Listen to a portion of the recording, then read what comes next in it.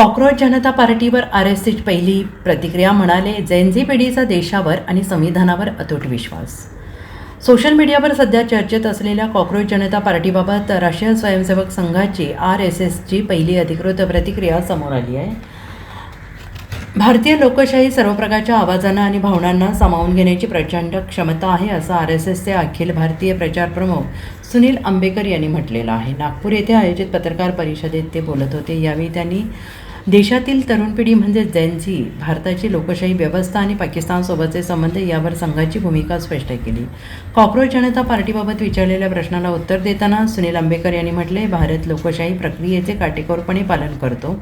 देशात पारदर्शक निवडणुका होतात. सोशल मीडियासह इथली प्रसारमाध्यमे पूर्णपणे स्वतंत्र आहेत. त्यामुळे लोकशाहीत होणाऱ्या कोणत्याही चर्चेकडे किंवा लोकांनी व्यक्त केलेल्या वेगवेगळ्या विचारांकडे आश्चर्य म्हणून पाहिले जाऊ नये. ही एक सामान्य प्रक्रिया मांडली पाहिजे, असंही ते म्हणाले.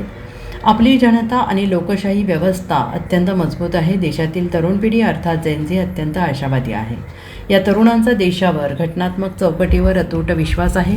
लोकशाहीत मुद्दे उपस्थित होत राहतात. ते सोडवण्याचे मार्ग लोकशाही मार्गानेच निघतात. आमची कोणतीही संस्था कमकुवत नाही, असा विश्वास त्यांनी व्यक्त केला आहे. Bureau report, SPN Marathi.